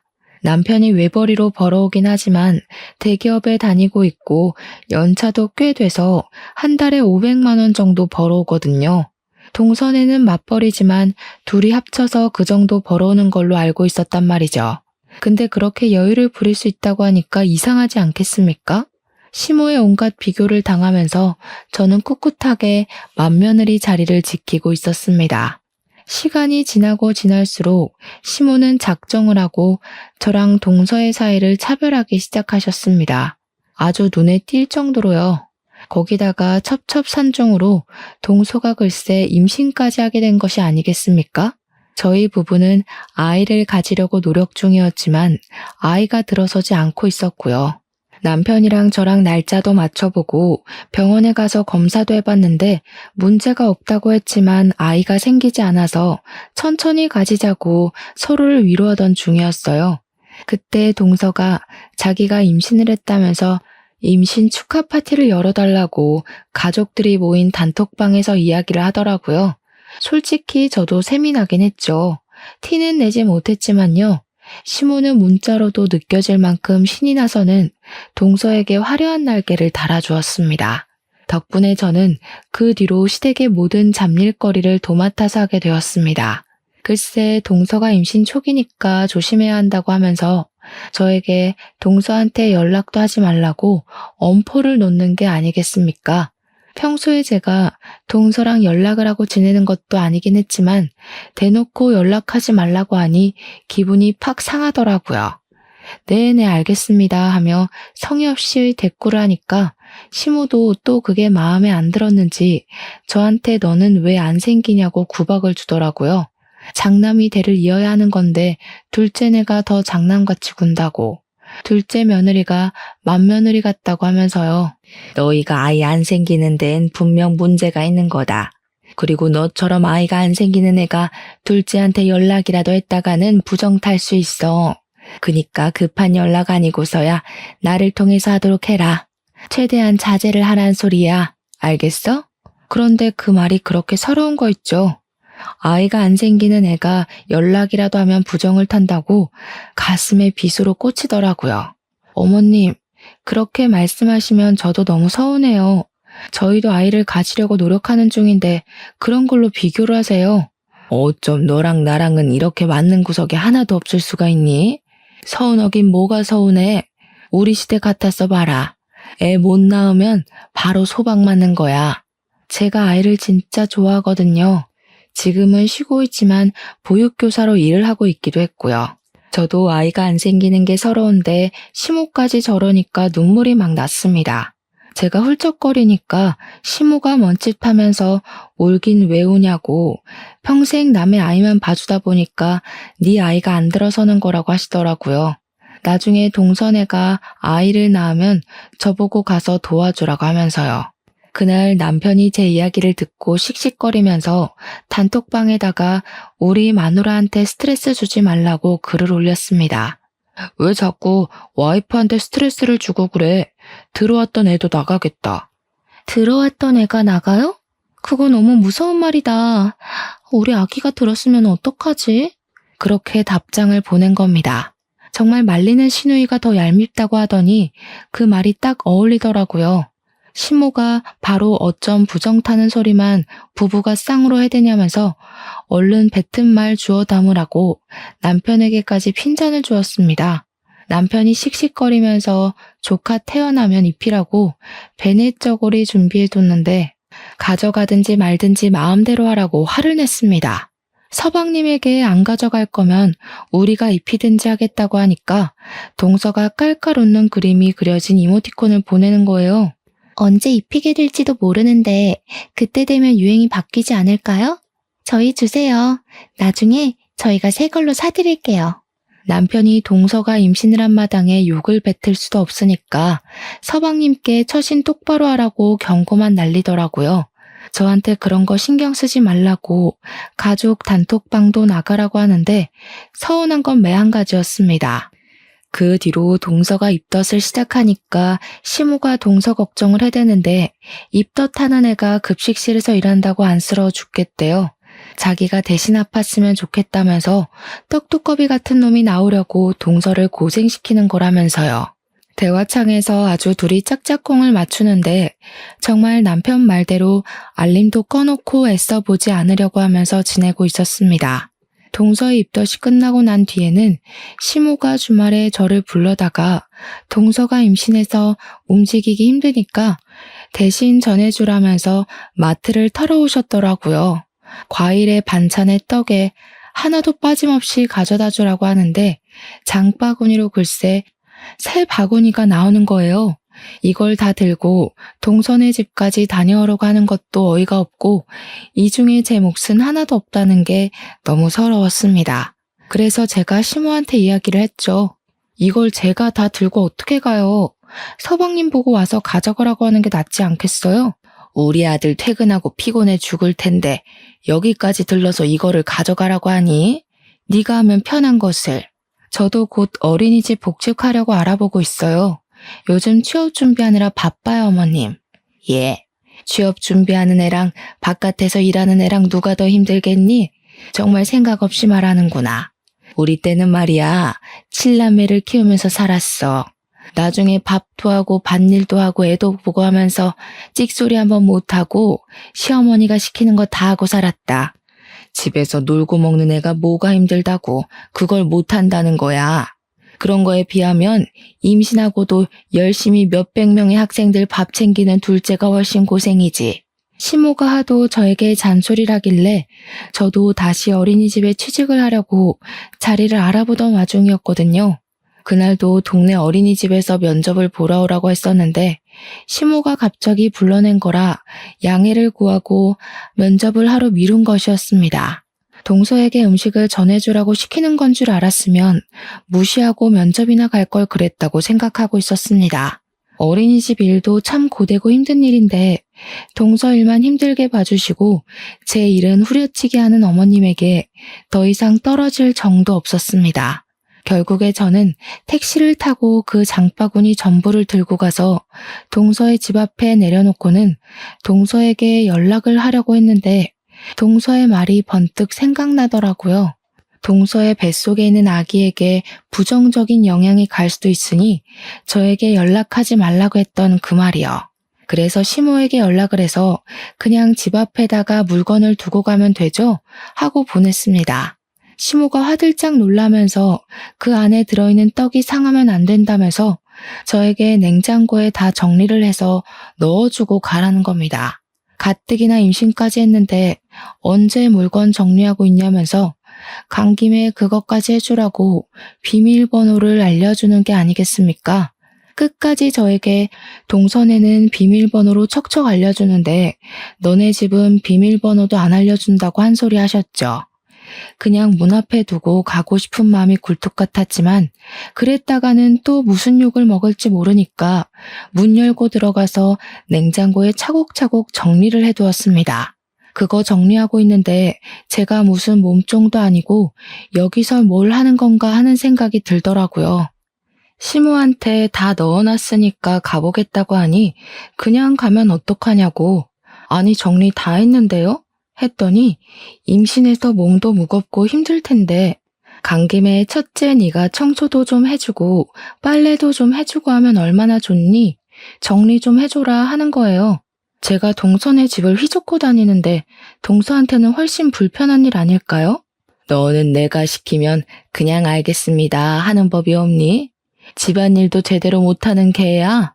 임신했다고 제가 이런 것까지 일일이 챙겨주는 게 더 이상하죠, 어머님. 너는 손윗사람이 돼서 아랫사람에게 베풀 줄도 모르는 게지. 질투하는 거니 지금? 이래서 애가 없는 애들은 자격지심이 넘쳐서 안 돼. 저는 시모 말을 깡그리 무시하고 문 닫고 집으로 돌아왔습니다. 그 뒤로 일부러 시모의 연락을 피하면서 지냈고요. 몇 주 뒤에 동서 뱃속의 아이 성별이 딸이라는 게 밝혀진 뒤 시모가 조금 서운해하더라고요. 그래도 시부가 손녀도 귀한 자식이라면서 잘 넘어갔고 동서랑 시모는 둘이 마사지도 받으러 다니고 데이트도 하고 잘 놀러 다니더라고요. 일부러 보란 듯이 저에게 사진을 막 보내는데 해탈하고 나니까 그냥 우습게 여겨졌습니다.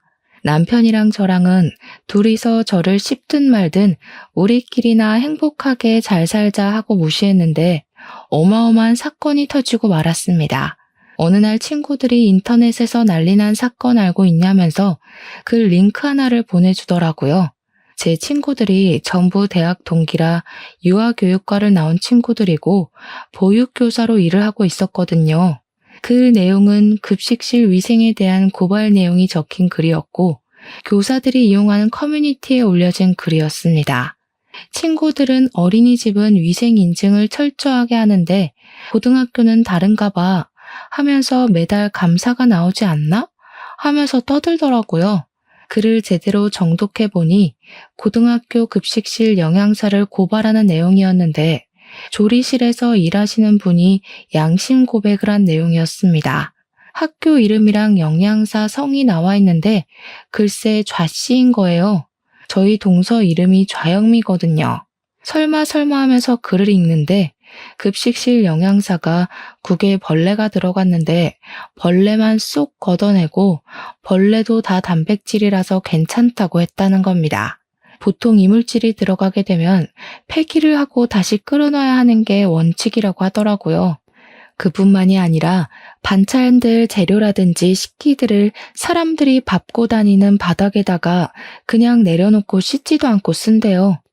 학교 급식실을 아무리 깨끗하게 청소를 한다고 해도 온갖 사람들이 드나드는 곳인데 위생에 하나도 신경을 쓰지 않는다고 하더라고요. 애들이 까다롭게 군다고 일일이 어떻게 식성을 맞추겠냐면서 조미료를 팍팍 넣으라고 하질 않나. 그 안에서 무리를 만들어서 왕따도 시킨대요. 젊은 조리사가 하나 왔는데 그 여자가 마음에 안 든다면서 친한 사람들끼리 왕따를 시켜서 결국 일도 그만두게 했다고 갑질을 했답니다. 글쎄. 김치도 국내산이라고 속여서 중국산 싸구려를 들여온다고 이런 영양사는 급식실에서 추방시켜야 한다는 내용이었습니다. 이게 소소하게 교사들이 이용하는 사이트였기 때문에 크게 화두에 오르진 않았지만 저는 느낌이 딱 왔습니다.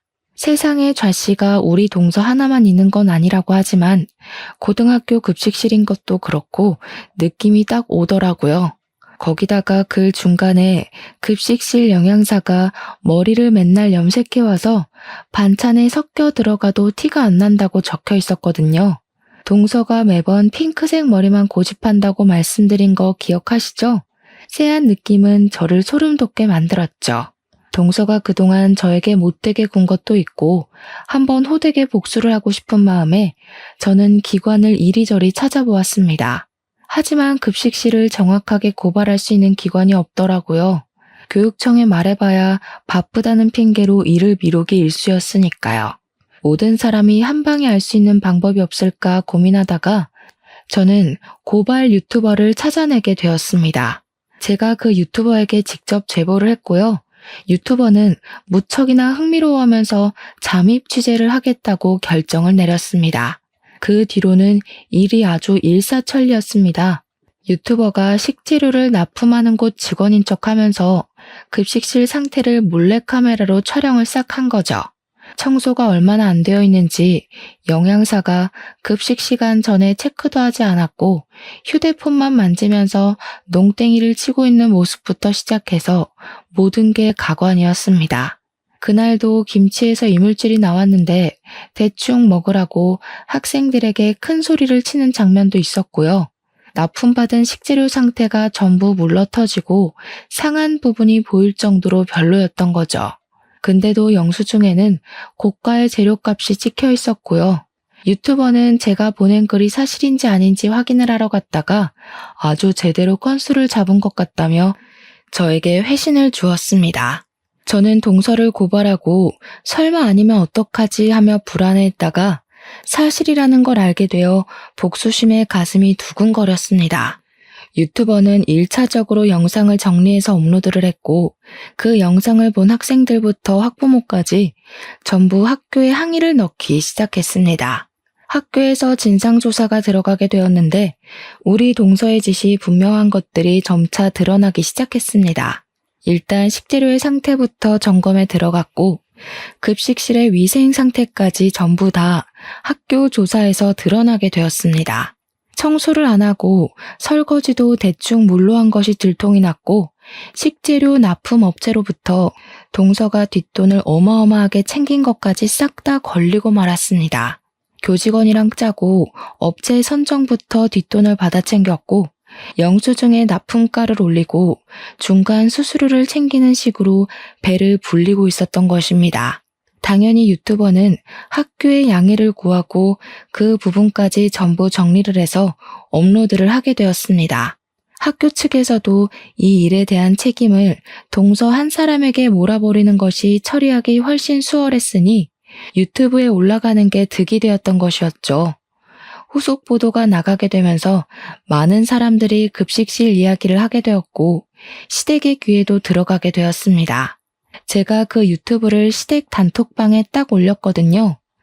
거기다가 사건이 커지면서 뉴스에도 보도가 되게 되었는데 얼마나 상세하게 나오던지 우리 동서의 분홍색 머리카락까지 싹 찍힌 겁니다. 모자이크에 음성 변조가 되었다고 해도 핑크색 머리는 강렬하더라고요. 까막눈인 사람도 우리 동서인 것을 알아볼 수 있을 정도로요. 시모는 둘째 며느리 자랑을 엄청나게 하고 다녔는데 누가 봐도 둘째 며느리로 보이는 사람이 뉴스에 나왔으니 뒤집어졌습니다. 시모 전화기에 뉴스에 나온 거 너네 둘째 며느리 아니냐면서 연락이 엄청나게 쏟아져서 휴대폰을 꺼두기까지 했다고 하더라고요. 동서는 결국 계속된 수사에 모든 것을 자백하게 되었고 뇌물 혐의에 애들 먹는 걸로 장난친 것, 식품위생법까지 위반한 사실을 말입니다. 당연히 크게 화두에 올랐기에 징역살이가 확정나게 되었고 시모는 당장 이혼을 하라면서 서방님에게 난리를 치기 시작했습니다. 서방님은 당장 아이가 뱃속에 있는데 어떻게 이혼을 하겠냐며 골머리를 썩고 있었습니다. 동서는 자기한테 비싼 변호사를 선임해주지 않아서 이렇게 된 거라면서 시모와 서방님에게 자기가 해준 게 얼만데 이런 취급을 하냐고 펄쩍 뛰었습니다.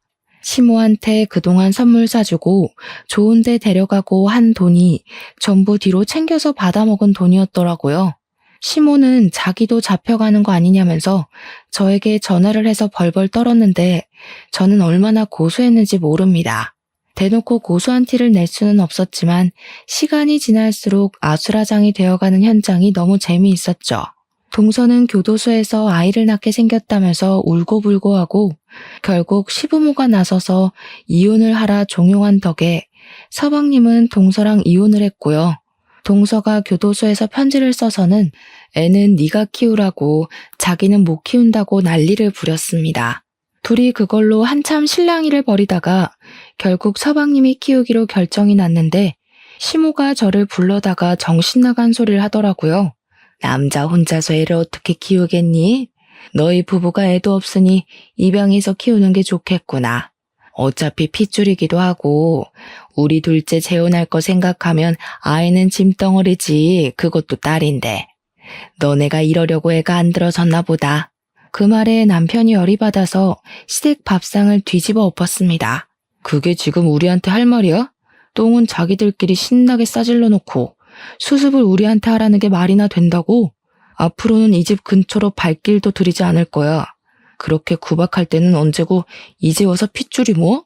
애를 키워? 엄마 진짜 그렇게 살지 마.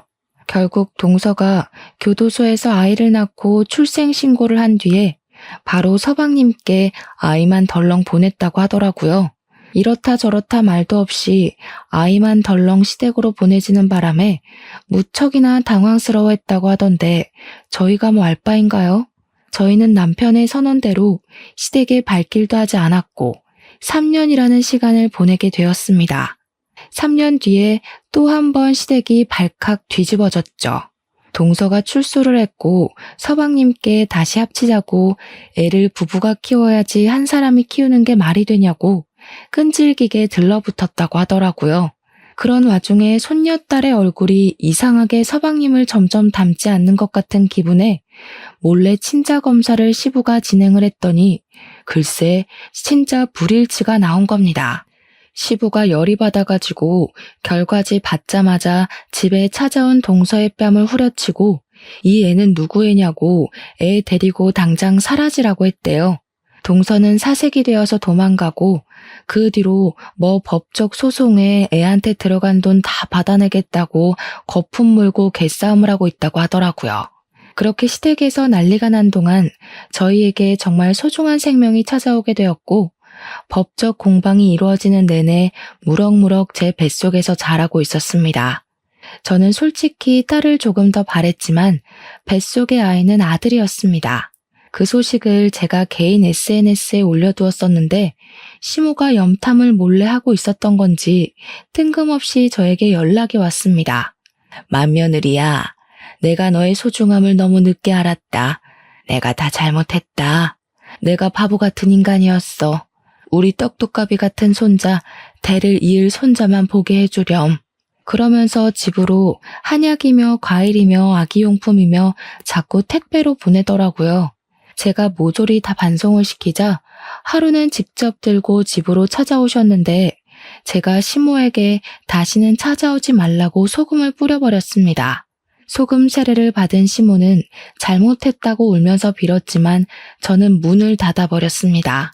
그 이야기를 들은 남편이 시댁에 찾아가서는 2번 다신 찾아오지 말라고 이게 다 차별을 한 업보라 생각하라며 저희 부부 이사도 가고 번호도 바꿀 거라고 했다네요. 덕분에 저는 무사히 아들을 출산했고 시부모는 그 뒤로 처절하게 남편에게 매달리고 있지만 절대로 받아주지 않고 있습니다. 강단 있는 남편 덕에 저는 육아에만 집중을 하고 있고요. 친정의 도움으로 평화로운 나날들을 보내고 있답니다. 못된 마음을 먹는 사람들은 꼭 끝이 좋지 않더라고요.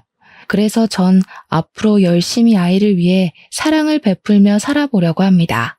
끝으로 제 이야기를 들어주셔서 다시 한번 감사드립니다.